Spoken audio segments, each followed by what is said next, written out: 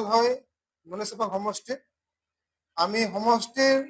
সকলো বাগিচা গাঁও বস্তি সকলো চুক বা সকলো চুকে কোণে আমি ৰাইজৰ লগত আমি অন্তৰংগ হৈছোঁ আৰু যেহেতু নিৰ্বাচন কাছ চাপি আহিছে আমি নিৰ্বাচনী যি সভা সমিতিবিলাক আমি আয়োজন কৰিছোঁ আৰু ৰাইজক আমি বিপ্লৱমুখী হোৱাৰ কাৰণে বিপ্লৱক সমৰ্থন দিয়াৰ কাৰণে বিপ্লৱক ভোট প্ৰদান কৰাৰ কাৰণে আমি ৰাইজক আহ্বান জনাইছোঁ আৰু সেই হিচাপে আজি ৰাইজৰ সমষ্টিবাসী ৰাইজেও বিপ্লৱ দলক সম্পূৰ্ণ সহায় সহযোগ আগবঢ়াইছে সকলো ধৰণৰ সহায় সহযোগ তেওঁলোকে দি আছে আৰু তেওঁলোকৰ যিটো সমৰ্থন আজি আমি বিপ্লৱ দল হিচাপে আমি পাই আছো আমাৰ যিটো নুনেচেপা সমষ্টিখন হৈছে আমাৰ আদিবাসী অধ্যুষিত আমাৰ এটা সমষ্টি মেজৰিটি সমষ্টি আৰু সেই হিচাপে আদিবাসী চাহ জনগোষ্ঠী আমাৰ যি ভোটাৰ্ছ ৰাইজ আছে জনতা আছে বিপেষৰ প্ৰতি তেওঁলোকৰ এটা ভাল আদৰ সন্মান আছে আৰু বিপেষৰ প্ৰতি তেওঁলোকৰ এটা মানে আস্থা আৰু বিশ্বাস এটা আছে যদি বিগত 17টা বছৰ যদিও সমষ্টি বিপ্লৱ দলক জিকাব পৰা নাই বা সমষ্টি ৰাখিব পৰা নাই মাত্ৰ এটা বছৰ এটা মানে পাঁচটা বছৰ এবাৰে মাত্ৰ বিপ্লৱ দলে দখল কৰিছিলে আৰু সেই হিচাপে এই 5টা বছৰতে 3টা বছৰ যিমান পাৰিছিলে বিপ্লৱ দলে ইয়াতে কাম কাজ কৰিছিল ৰাইজৰ কাৰণে যিখিনি ৰাস্তা ঘাট পদূলি কালভাৰ আদি কৰি যিখিনি পাৰি তেতিয়া এইখিনি কাম কৰি গৈছিলে আৰু 2টা বছৰ কাৰ্যকাল কৰোণা ভাইৰাছৰ কাৰণে বিপ্লৱ দলে একো কাম কৰিব পৰা নাই আৰু সেই হিচাপে আমাৰ এই সমষ্টিৰ আদিবাসী চাহ জনগোষ্ঠীৰ ৰাইজে লগতে আমাৰ যিমানেই জাতি জনগোষ্ঠী ধৰ্মাৱলম্বী লোকসকল আছে ভোটাৰ্ছ ৰাইজ আছে সকলো বিপ্লৱ দলক আদৰণি জনাইছে সকলো বিপ্লৱ দলক ভাল পাইছে আৰু সেই হিচাপে বৰ্তমান সময়তো বিপ্লৱ দলৰ লগত তেখেতসকল আছে আৰু এইবাৰ তেওঁলোকৰ যিটো উৎসাহ তেওঁলোকৰ যিটো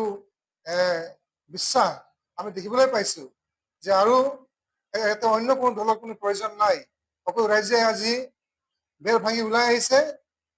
আৰু ক'বলৈ বাধ্য হৈছে যে আমাক পুনৰাই আমাৰ সমষ্টিটো বিপ্লৱ লাগিব আমাৰ বিপ্লৱ দল আমি জিকাব লাগিব আমি নুনেচেপা সমষ্টিখন আমি জয়ী হ'ম এইটো একেবাৰে 100% তাতে কোনো ধৰণৰ কোনো ডাউট নাই আমি এবাৰ নুনেচেপা সমষ্টিত আমি বিপ্লৱ দল হিচাপে আমি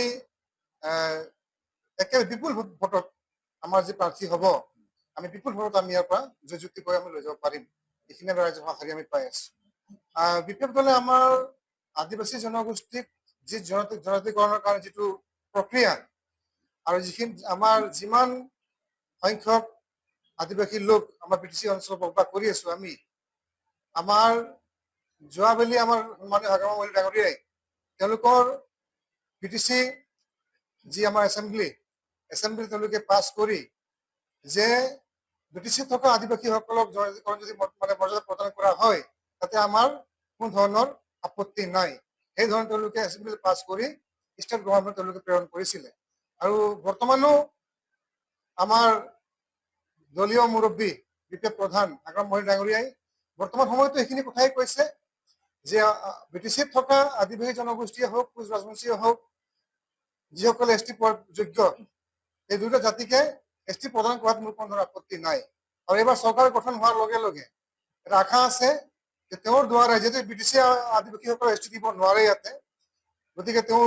পুনৰাই ষ্টেট গভৰ্ণমেণ্টক বা চেণ্ট্ৰেল গভৰ্ণমেণ্টক বিপ্লৱ চৰকাৰ হোৱাৰ লগে লগে তেওঁ পুনৰাই যাতে তেওঁ অনুৰোধ জনাব আহ্বান জনাব যে বিটিচিত থকা আদিবাসীসকলক জনজাতিকৰণ প্ৰক্ৰিয়াটো মৰ্যাদাটো প্ৰদান কৰিব লাগে গতিকে হাগ্ৰামা মহিলা ডাঙৰীয়াই বৰ্তমান সময়ত তেওঁ নিজেও কৈ আছে যে মই যিখিনি কাম মই কৰিব পাৰিম মই এইখিনি কথাই মই ক'ম আৰু এইখিনি প্ৰতিশ্ৰুতিয়ে মই দিম আমাৰ যি মেনিফেষ্টো তৈয়াৰ হ'ব এই মেনিফেষ্টোত থাকিব আৰু তেওঁ যিখিনি কথা কয় সেইখিনি কথা আখৰে আখৰে পালন কৰি গৈ আছে এইটো কোনো দ্বিমত নাই গতিকে ৰাইজেও কৈছে ৰাইজেও বুজি পাইছে কথাখিনি আৰু তেওঁ যিহেতু কি মিটিঙে সভা সমিতিবিলাকত কৈয়ে কৈছে যে মোৰ কথা এইটোৱে যে মই যিখিনি কৰিব পাৰিম ৰাইজৰ কাৰণে মই এইখিনি কথা ক'ম মই মিছা প্ৰতিশ্ৰুতি ৰাইজক মই দিব নাযাওঁ যিটো কাম মই কৰিব নোৱাৰিম তো সেই হিচাপে আমাৰ আদিবাসী লোকসকলৰ ৰাইজৰ যি জনজাতিকৰণৰ যিটো প্ৰক্ৰিয়া তেওঁ অলৰেডি যোৱা বিটিচি ইলেকশ্যনত 2015 বৰ্ষত পাছ কৰি দিছিলে বিটিচি এছেম্বলিৰ পৰা কিন্তু দুৰ্ভাগ্যক্ৰমে ষ্টেট গভৰ্ণমেণ্টটো এইখিনি পাইছিলে কিন্তু আজিলৈকে অসমত থকা আদিবাসী লোকসকল জনজাতিকৰণৰ মৰ্যাদা নাপালে এতিয়াও বিজেপি চৰকাৰে আমাৰ